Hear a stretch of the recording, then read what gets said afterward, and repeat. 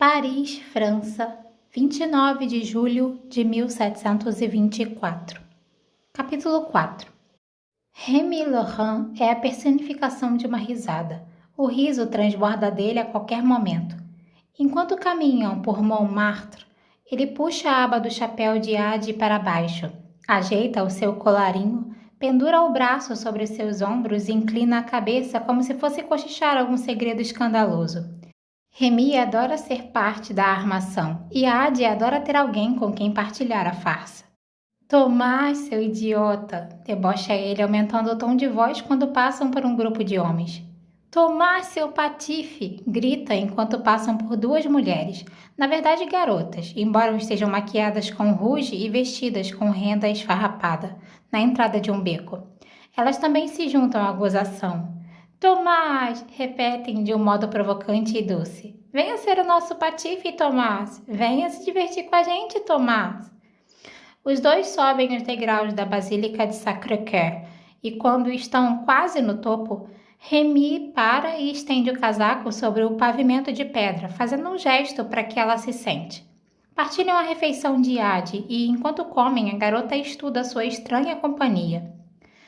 Rémy é o contrário de Luc, em todos os sentidos. Seus cabelos são uma coroa de ouro queimado e os olhos têm o tom azul do verão. Mas a diferença mais marcante está no modo como se comporta. O sorriso fácil, a risada espontânea, a energia vibrante da juventude. Se um deles é a escuridão eletrizante, o outro é o esplendor do meio-dia. E mesmo que Rémy não seja tão bonito, é só porque ele é humano, é real. Rémy vê que ela está encarando-o e ri. Você está fazendo um estudo mental meu para sua arte? Tenho de admitir que você é uma especialista na postura e nos modos de um jovem parisiense. Ela baixa o olhar e se dá conta de que está sentada com o joelho erguido e o braço enganchando preguiçosamente ao redor da perna. Porém, acrescenta Rémy, receio que seja bonita demais, mesmo no escuro. Ele se aproximou um pouco mais e pegou sua mão. Qual é o seu nome verdadeiro? Pergunta. E Ade gostaria muito de poder lhe dizer. Ela tenta, de verdade, pensando que talvez, só para variar, os sons poderiam sair da sua boca. Mas a voz fica presa depois do A. Então ela muda de ideia e diz. Ana. Ana, repete Rémy, afastando uma mecha de cabelo solta para trás da orelha dela. Combina com você. Ela vai usar centenas de nomes diferentes ao longo dos anos e inúmeras vezes vai ouvir aquelas mesmas palavras, até começar a refletir sobre qual seria a importância real de um nome. O conceito vai começar a perder o significado, assim como uma palavra repetidas vezes demais, decompondo-se em sons e sílabas inúteis. Ade vai encarar a frase exaustiva como uma prova de que um nome não importa de fato, mesmo enquanto anseia por dizer e ouvir o seu próprio. Me diz uma coisa, Ana. Quem é você? Pergunta Rémy. E então ela conta, ou pelo menos tenta. Discorre sobre toda a sua jornada inusitada e sinuosa, mas quando a história nem sequer chega aos ouvidos dele, recomeça e conta para o rapaz outra versão da verdade, uma que margeia os limites de sua história, polindo os cantos ásperos até torná-los mais humanos. A história de Ana é uma sombra pálida da história de Adeline. Uma garota fugindo da vida que as mulheres adultas levam, abandona tudo o que conhecia e foge para a cidade, renegada e sozinha, mas livre. Inacreditável. Você simplesmente foi embora? Pergunta ele. Eu não tive outra opção, responde, e não está mentindo. Pode admitir, você acha que eu sou louca. Com certeza, concorda Rémy com um sorrisinho brincalhão. A mais louca de todas, e a mais incrível. Que coragem! Não me senti corajosa na época, diz Ade, arrancando a casca do pão. Senti que não tinha escolha, como se as palavras ficam presas na sua garganta, mas ela não tem certeza se é por causa da maldição ou das lembranças. Era como se eu fosse morrer. Rémy assente pensativo. Cidades pequenas propiciam vidas pequenas, e algumas pessoas não se incomodam com isso. Gostam de saber onde estão pisando. Mas se você só segue os passos dos outros, não pode encontrar o próprio caminho, não pode deixar a sua marca. Ade sente um nó na garganta. Você acha que a vida de uma pessoa tem valor se ela não deixa uma marca no mundo? A expressão de Rémy fica confusa, e ele deve ter percebido a tristeza na voz dela, porque diz: Eu acho que existem muitas formas de fazer a diferença. Ele tira o livro do bolso. Aqui estão as palavras de um homem, Voltaire, mas também estão as mãos que arrumaram os tipos, a tinta que tornou as palavras visíveis e a árvore que forneceu o papel. Todos são importantes, embora o crédito vá apenas para o nome na capa. Ele a interpretou mal, evidentemente. Presumiu que a pergunta se originasse de um receio diferente, mais comum. Ainda assim, suas palavras foram importantes, embora Ade vá levar alguns anos para descobrir o quanto.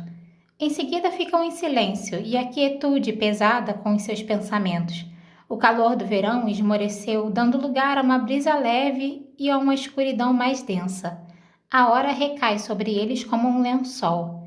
Já é tarde. Deixe que eu te acompanhe até a sua casa, pede ele. Adi balança a cabeça. Você não precisa fazer isso. Preciso sim. Você pode até se disfarçar de homem, mas eu sei a verdade. Então minha honra não permite que eu te abandone.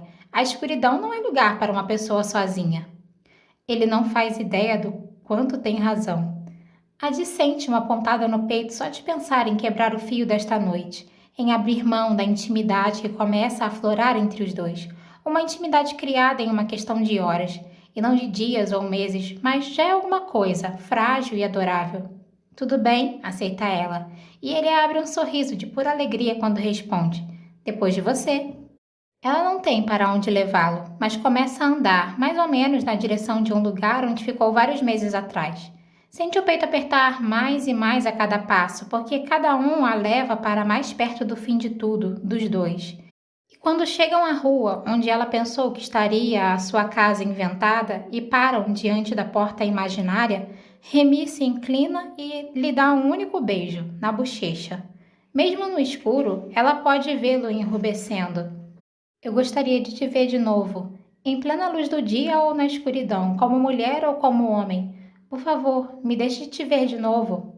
O coração de Ade se parte, porque simplesmente não existe amanhã, só esta noite, e ela não está pronta para que o fio se parta e tudo termine, então responde: Deixe que eu te acompanhe até a sua casa. E quando ele abre a boca para protestar, ela insiste: A escuridão não é lugar para uma pessoa sozinha. Eles se entreolham, e pode ser que o rapaz saiba o que Ade quer dizer, ou pode ser que esteja tão relutante quanto ela em deixar que a noite termine, porque logo lhe oferece o braço e diz: Que cavalheiro! E os dois partem juntos mais uma vez, rindo ao perceberem que estão seguindo os próprios passos, voltando pelo mesmo caminho por onde vieram. E se a caminhada até a casa imaginária de Ade foi vagarosa, a caminhada até a dele é urgente e entremeada de antecipação. Quando chegam à hospedaria de Remy, não fingem se despedir. Ele a conduz escada acima, com os dedos entrelaçados aos dela, ambos tropeçando e ofegantes, e assim que entram no quarto alugado não se demoram na soleira da porta. Ade sente uma ligeira pontada no peito só de pensar no que está por vir. O sexo nunca foi mais do que um fardo para ela, uma necessidade imposta pelas circunstâncias, uma moeda de troca obrigatória e, até o momento, Ade estava disposta a pagar o preço. Inclusive agora, está preparada para que ele a empurre na cama e tire as suas saias do caminho. Preparada para que o desejo desapareça, repelido pela brutalidade do ato. Contudo, ele não se atira sobre ela. Evidentemente, há uma certa urgência, mas Remy mantém a tensão retesada entre os dois como uma corda. Estende a mão firme, tira o chapéu dela e coloca-o com delicadeza sobre a escrivaninha. Seus dedos sobem pela nuca de Ade e se entremeiam nos cabelos enquanto suas bocas se encontram, com beijos tímidos e exploratórios. Pela primeira vez, ela não sente nenhuma relutância, nenhuma aversão, apenas uma espécie de excitação nervosa, e a tensão no ar se mistura a uma avidez arquejante. Seus dedos tateiam os cordões das calças dele, mas as mãos do rapaz se movem mais devagar, desatando os cordões da sua túnica, deslizando o tecido por cima da sua cabeça e soltando a musselina amarrada ao redor dos seus seios. É muito mais prático que um espartilho, murmura ele, beijando a pele sobre a sua clavícula, e pela primeira vez, desde aquelas noites no seu quarto em Vignon, Ade sente o calor subindo ao rosto, passando por toda a pele e por entre as pernas. Ele a conduz à cama de madeira. seus beijos descendo pelo pescoço dela e pela curva dos seios, antes de se despir e subir em cima dela. Adi abre as pernas e sua respiração vacila com a primeira investida, e Remy recua o suficiente para olhá-la nos olhos e se certificar de que a garota está bem. Assim que ela assente, ele abaixa a cabeça para beijá-la e só então prossegue para dentro dela, bem lá no fundo. Adi arqueia as costas enquanto a pressão dá lugar ao prazer, a um ardor profundo e reverberante. Os corpos se pressionam e se movem em uníssono, e ela gostaria de poder apagar aqueles outros homens, aquelas outras noites, os hálitos azedos e os pesos incômodos, as estocadas monótonas que acabavam com um espasmo abrupto e repentino, um segundo antes que saíssem de dentro dela e se afastassem. Para eles, bastava um pouco de umidade e calor, e ela não passava de um objeto para o seu prazer. Não é capaz de apagar as lembranças daquelas noites da memória, então decide se tornar um palimpsesto, deixar que Remy escreva por cima das linhas de sua história. É assim que deveria ter sido. O nome que Remy sussurra em seus cabelos não pertence a ela, mas não importa. Neste momento, Adi pode muito bem ser Ana, pode ser quem quiser. A respiração de Remy se acelera enquanto ele aumenta o ritmo, enquanto se introduz cada vez mais fundo no seu interior. Adi sente o corpo acelerar também, apertando-se ao redor dele, levado ao limite pelo balanço dos quadris e pelos cachos loiros que caem sobre o seu rosto. Ela se retesa mais e mais até se desfazer, e alguns segundos depois ele a segue. Remy desaba ao seu lado na cama, mas não rola o corpo para longe. Estende a mão e afasta uma mecha de cabelo das suas bochechas. Beija-a na têmpora e ri, um riso que é um pouco mais que um sorriso com som, mas isso faz com que um calor a percorra de cima a baixo. Ele encosta a cabeça no travesseiro e ambos pegam no sono. O dele pesado por causa dos efeitos do prazer e o dela leve, quase um cochilo, mas sem sonhos. Adi não sonha mais. Na verdade, não sonha desde aquela noite da floresta. Ou, se sonha, é a única coisa de que nunca se lembra. Talvez não haja mais lugar no seu cérebro tão cheio de memórias. Talvez viver apenas quando está consciente seja outra faceta da sua maldição. Ou talvez, de alguma forma misteriosa, seja uma bênção, porque quem sabe quantos sonhos não seriam pesadelos? Mas ela fica ali, feliz e aconchegada ao lado dele, e por algumas horas quase se esquece de tudo. Remy rolou para o outro lado durante o sono, descobrindo as costas esbeltas, e ela pousa a mão entre suas omoplatas e sente sua respiração.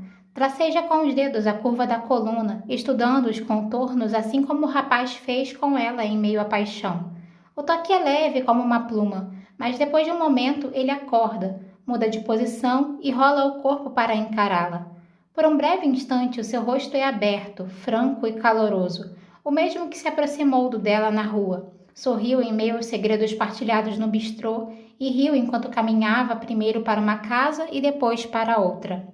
Mas, no meio tempo que Remy leva para despertar por completo, aquele rosto desvanece, assim como todo o reconhecimento que havia nele. Uma sombra passa por aqueles afetuosos olhos azuis, por aquela boca acolhedora. Ele estremece um pouco e se apoia no cotovelo, perturbado pela presença de uma desconhecida na sua cama, porque é óbvio que agora ela é uma desconhecida. Pela primeira vez desde que se conheceram na noite passada, ele franze o senho e balbucia uma saudação, mas as palavras soam formais demais, duras pelo constrangimento, e o coração de Adi se parte um pouco. Ele está tentando ser gentil, mas ela não consegue suportar isso, então se levanta da cama e se veste o mais rápido possível, numa inversão grosseira do modo como ele tirou as roupas dela.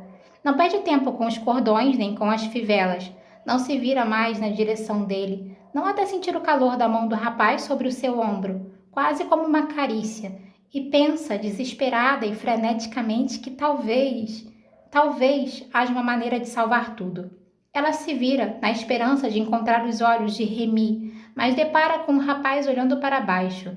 Desvia a atenção enquanto enfia 3 moedas na sua mão. E tudo esfria. Pagamento.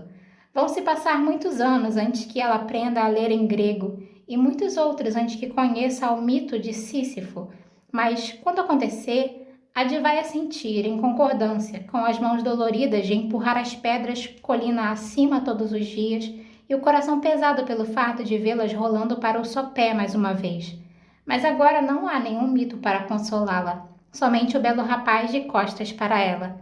Somente Remy, que não faz menção de segui-la quando a garota se apressa em direção à porta. Algo chama sua atenção, um punhado de papéis soltos no chão, o livrinho do bistrô, a obra mais recente de Voltaire. Adi não sabe o que a leva a pegá-lo. Talvez só queira uma recordação da noite dos dois, algo além das pavorosas moedas de cobre na sua mão.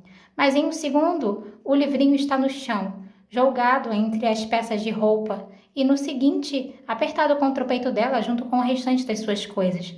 Afinal, suas mãos ficaram mais leves com o tempo, e, mesmo que o roubo fosse desajeitado, Remy não teria percebido, sentado na cama com os olhos fixos em qualquer coisa que não seja nela. Nova York, 15 de março de 2014. Capítulo 5. Adi conduz Henry rua abaixo até virarem uma esquina e chegarem a uma porta de aço sem graça coberta por pôsteres antigos. Há um homem zanzando por perto, enquanto fuma um cigarro atrás do outro e rola a tela do celular. Júpiter, diz ela, sem ninguém ter perguntado nada, e o homem se empertiga e empurra a porta, revelando uma plataforma estreita e um lance de escadas que descem até sumirem de vista. Bem-vindo ao quarto trilho. Henry lhe lança um olhar desconfiado, mas Adi pega sua mão e o leva para dentro. Ele gira o corpo, olhando para trás enquanto a porta se fecha com um baque. Não existe um quarto trilho, retruca o rapaz, e Adi abre um sorriso largo. Exato. Esse é o tipo de coisa que ela ama em cidades como Nova York. São repletas de câmaras ocultas, de uma infinidade de portas que levam a uma infinidade de lugares, e se você tiver tempo pode encontrar várias delas. Adi encontrou algumas por acidente e outras no decorrer das suas aventuras. Mantém esses lugares escondidos como folhas de papel guardadas entre as páginas de um livro. Uma escadaria leva a outra, mais ampla e feita de pedra. O teto forma uma abóbada acima deles, o gesso dando lugar às rochas e depois aos azulejos. O túnel é iluminado somente por uma série de lampiões elétricos dispostos de modo tão espaçado que quase não conseguem combater a escuridão. São como uma trilha de migalhas de pão, iluminando apenas o suficiente para que consigam enxergar, e é por isso que Adi sentiu prazer ao ver a expressão no rosto de Henry quando ele se dá conta de onde os dois estão. O metrô de Nova York tem quase 500 estações em funcionamento, mas o número de túneis abandonados continua sendo um tema de discussão. Alguns estão abertos à visitação pública e são tanto um monumento ao passado quanto uma alusão ao futuro inacabado. Outros não passam de trilhos fechados escondidos entre duas linhas ativas. E outros são secretos. Adi, murmura Henry, mas ela ergue o indicador e inclina a cabeça, ouvindo alguma coisa. A música começa como um eco, uma batucada distante. É tanto uma sensação quanto um som, e fica mais alta à medida que eles descem, parecendo preencher o ar ao redor. A princípio como um zumbido, depois como uma pulsação e, por fim, como uma batida. Adiante, o túnel está bloqueado por tijolos, sinalizados apenas por uma barra branca na forma de uma seta apontada para a esquerda. Ao virarem a esquina, a música fica mais alta. Outro beco sem saída, outra curva e... o som reverbera sobre os dois como um estrondo. O túnel inteiro vibra com a força do som grave e a reverberação dos acordes contra as pedras. Os holofotes pulsam com uma luz ora branca, ora azul, e o estreboscópio reduz a boate secreta a imagens estáticas, uma multidão ondulante, com corpos saltitando no ritmo da batida, uma dupla de músicos brandindo guitarras elétricas emparelhada em um palco de concreto, uma fileira de bartenders congelados enquanto servem bebidas. As paredes do túnel são cobertas por azulejos cinza e brancos, faixas largas que formam um arco no teto e se curvam para baixo novamente como se fossem costelas, como se eles estivessem no ventre de algum animal gigantesco e esquecido, com o ritmo pulsando no seu âmago. O quarto trilho é primitivo, inebriante, o tipo de lugar que Luke adoraria. Mas isto aqui é dela. Adi encontrou o túnel sozinha. Mostrou o lugar para o ex-músico, agora empresário, que estava à procura de um local para realizar eventos.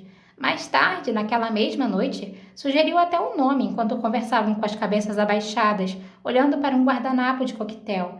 As marcas da caneta eram dele. A ideia dela. Adi tem certeza de que o ex-músico acordou no dia seguinte com ressaca e o primeiro esboço do que viria a ser o quarto trilho. 6 meses depois, ela o avistou parado ao lado da porta de aço. Viu uma versão mais aprimorada do logotipo que tinham desenhado, oculta sob os pôsteres descolados da porta, e sentiu a excitação já familiar de sussurrar uma ideia ao mundo e depois vê-la tornando-se realidade. Adi puxa Henry em direção ao bar improvisado. É simples. A parede do túnel é dividida em 3 partes atrás de uma lajota de pedra clara que funciona como uma superfície onde servir as bebidas. As opções são vodka, uísque ou tequila, e o bartender fica a postos diante de cada garrafa. Adi faz o pedido, 2 vodkas. A transação ocorre em silêncio. Não faz sentido tentar berrar em meio à muralha de som. Uma sequência de dedos levantados, uma nota de $10 colocada sobre o balcão. O bartender, um homem negro esbelto com glitter prateado nos olhos, serve 2 doses e estende as mãos como um carteador dando as cartas em um jogo de pôquer. Henry ergue o copo e Adi o acompanha. Suas bocas se movem em uníssono. Ela acha que ele diz saúde, enquanto ela responde salud. Mas os sons são engolidos pela música e o tilintar dos copos não passa de uma pequena vibração pelos dedos. Adi sente a vodka atingir seu estômago como um fósforo e o calor brota das suas costelas. Colocam os copos vazios de volta no balcão e ela já está puxando Henry em direção ao amontoado de corpos perto do palco quando o cara do bar estende o braço e segura Henry pelo pulso. O bartender sorri, pega mais um copo e serve uma terceira dose. Bate as mãos no peito fazendo o gesto universal de "essa é por minha conta". Os 2 bebem e ela sente o ardor outra vez, espalhando-se desde o peito até as pernas, e então Henry a pega pela mão e começa a adentrar a multidão. Adi olha para trás, vê o bartender os encarando e tem uma sensação esquisita, como os últimos resquícios de um sonho. Tem vontade de dizer alguma coisa, mas a música é uma muralha e a vodka embaça a nitidez de seus pensamentos até que ela se esqueça, e ambos estejam cercados pela maré de pessoas. Pode até ser o início da primavera lá em cima, mas aqui embaixo é o fim do verão, úmido e abafado. A música é líquida e o ar espesso como uma cauda ao mergulharem no mar de membros entrelaçados. Atrás do palco, o túnel é fechado por tijolos, transformando o lugar em um mundo de reverberação, onde o som rebate e se intensifica, e cada nota se prolonga, apagando-se sem se perder por completo. Os guitarristas tocam um refrão complicado em perfeita harmonia, aumentando o efeito de câmara de eco e agitando o mar de estranhos. Em seguida, a garota surge sob os holofotes, uma elfa adolescente, pertencente ao mundo das fadas, como Luke diria, usando um vestido preto parecido com uma camisola e coturnos. O cabelo platinado preso em 2 coques iguais no topo da cabeça, com as pontas espigadas para cima formando uma coroa. A única cor provém dos lábios vermelhos e do arco-íris desenhado sobre os seus olhos, como uma máscara. Os guitarristas aumentam o ritmo, com os dedos voando sobre as cordas. O ar estremece e a batida vibra através da pele, dos músculos e dos ossos. E a garota começa a cantar. Sua voz é um lamento que lembra os gritos de uma banshee, e se a criatura mitológica fosse afinada. As sílabas se mesclam, as consoantes se confundem, e Adi se dá conta de que está se aproximando do palco, ávida para conseguir ouvir a letra da canção. Mas as palavras ficam em segundo plano, desaparecem sob a batida, incorporadas à energia selvagem do quarto trilho. As guitarras tocam um refrão hipnótico. A cantora se parece mais com uma marionete, puxada por cordões. Adi pensa que Luke adoraria a garota e se pergunta se ele já esteve ali depois que ela encontrou o lugar.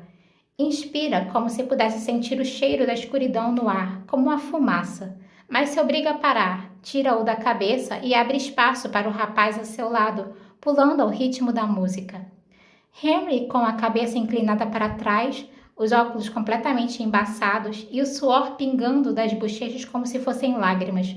Por um instante ele parece infinita e imensuravelmente triste, e ela se lembra da dor na voz dele quando falou sobre a sensação de estar desperdiçando o tempo.